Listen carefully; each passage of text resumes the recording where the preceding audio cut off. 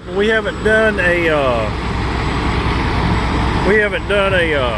nighttime shot of the old girl in a while. Even a shot of the truck. I mean, I know it's night, but hey, you get to see it with the lights on, you know. Now we haven't hooked up the trailer lights yet, but we still need to hook the trailer up and jack up the landing gears.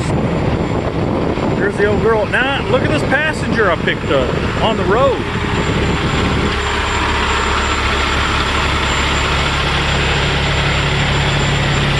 Say hello, Mr. Grinch. Now you see him going down the road.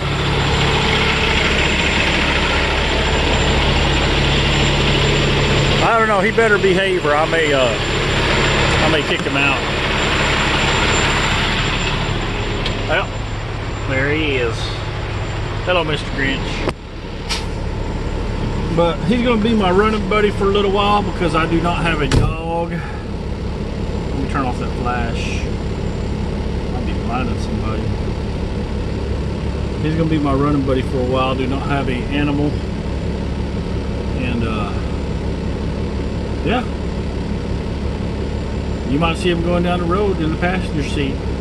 You know, white Peterbilt 386 with the Grinch on the side, and that might be me. Alright, little update, people. We got that final drop finally this afternoon in Houston done. We had 2 drops in Houston this morning. We had one real early in the morning at Walmart. They're over there by Humble. Well, actually, it's the new Caney one, you know. And then we had one in. If you're wondering what I'm doing, there's a trailer right there. And we just went into the shop. We got an oil change, fuel filter change. Because I don't have to pick up that next load until tomorrow, so I'll have to talk to him and tell him you need to schedule that, you know, that way every time, because it's a pain in the butt when you have drops and you have to go through Houston and then load again, and it's due the next morning, you know, 500 miles away, 500 or 600 miles away. That is a pain in the rear. So, glad I had some time today. I mean, I didn't get unloaded as quick as I thought I would be. Had some trouble with their payment system. I couldn't get through. I was trying to pay through a com check, but their system wouldn't let me, you know, do that digitally because it was all digital. So what I had to do is, I'll show you. There we are right there. See the trailer. We're not quite there yet. The back axle's underneath it. So we're just going to ease back until you hear it click. Until it stops you. There you go. A little tug forward. Make sure it's locked. That's it. But yeah. Zoom that out so it doesn't shake. Turn that off. Roll these windows up. But I delivered at Walmart, and they weren't too bad getting loaded. You know, it was within 2 hours, which, you know, was good for Walmart. But granted, I only had one pallet going to Walmart, so it should have been earlier than that. Then I went over to that other drop, and I got there early, so I had to wait a couple hours. I took a nap at this other place you called to check in. I called and I checked in after I got through with my nap. Then about an hour later, she called me to come to a door. Went to the door, and it just started raining really bad. up there in North Houston. That's where I was, and I got an emergency text on my cell phone. Tornado warning, take shelter now. And it was a Houston tornado because today is the 27th, and I was right by that dang thing up there by Orange, Texas, coming through there. And I'd be kind of worried, because there was nowhere to go. I was backed into a door.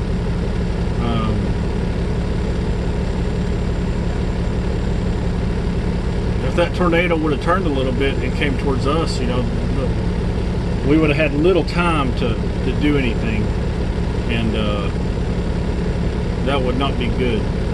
But we escaped it. We just got the rain and the wind, some of the wind, and thoughts and prayers for anybody out there that was affected by the tornado today in North Houston, because I heard it was pretty bad, like an F4, F5. I mean, some meteorologist got a photo or video of a car that was in the air. That tornado picked up a car, a four-wheeler, and so if it could do that, it's a pretty potent tornado.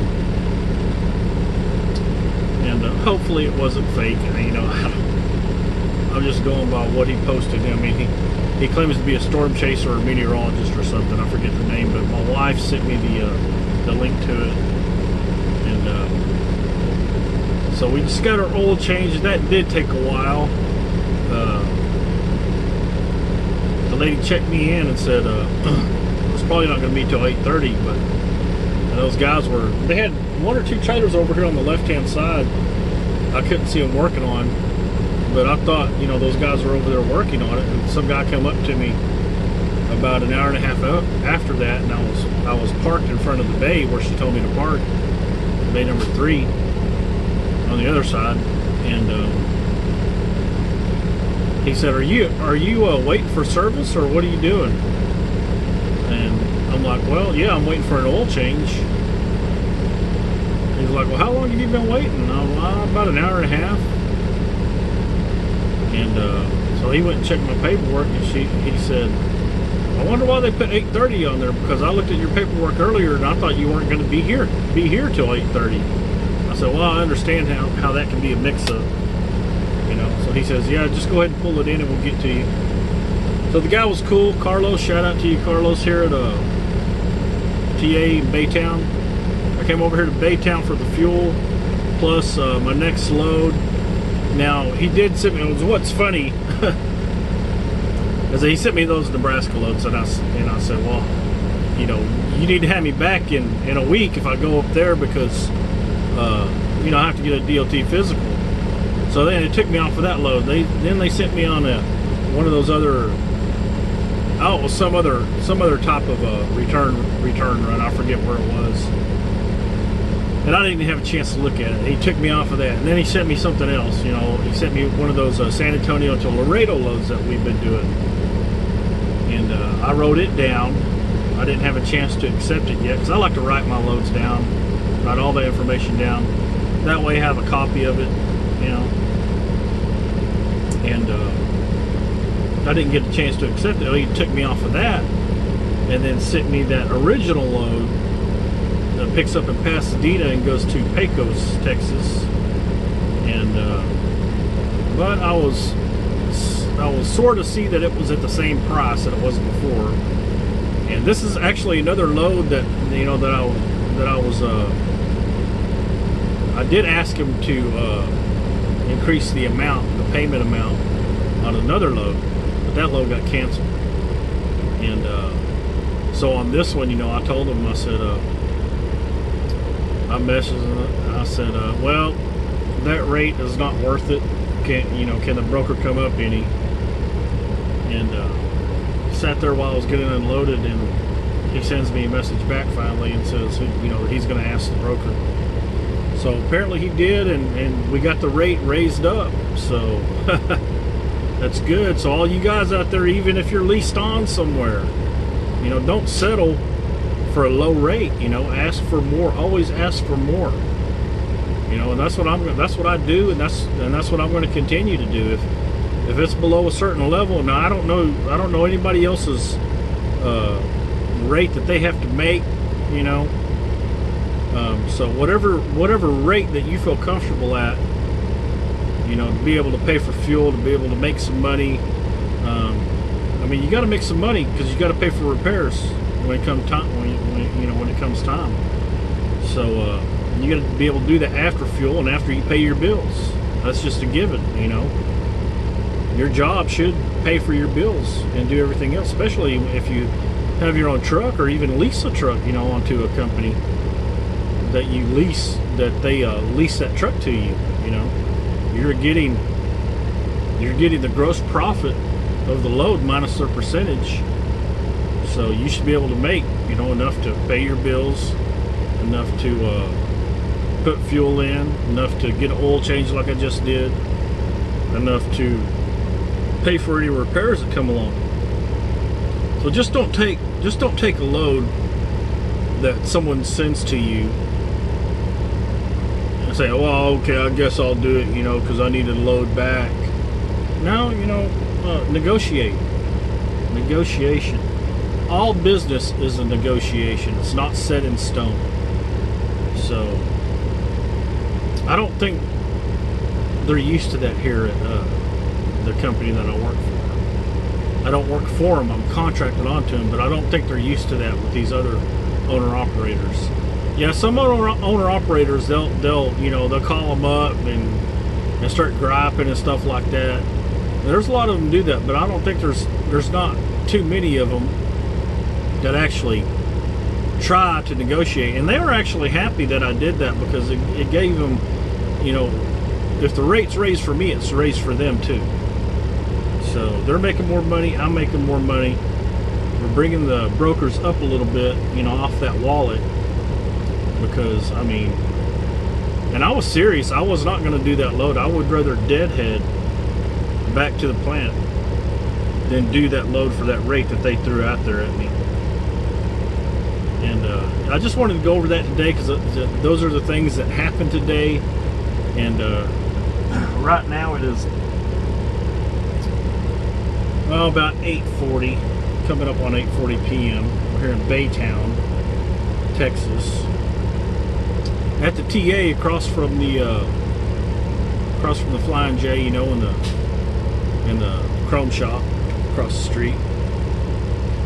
But those are the things that happened today. And you know, tomorrow the load, I wished it picked up in the morning, but it doesn't. It picks up in the afternoon.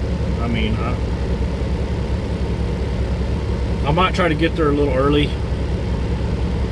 but I really wished it picked up in the afternoon because, you know, not too much time. I'm gonna have plenty of time. Now I still need to get a trailer washout, but I have, you know, I got my oil changed and I filled up. I got some fuel here at the TA. So besides the trailer washout, I'm good to go. Now the blue beacon, you can see, is right over there. See that blue building, truck wash? So it's right next door. So no problemo on I don't have to travel, you know, to get a trailer washout. We'll get that done tomorrow, probably late morning. I'll try to time it where there's not a lot of trucks over there, and get that done. Try to get some rest tonight and be on that Pecos run tomorrow.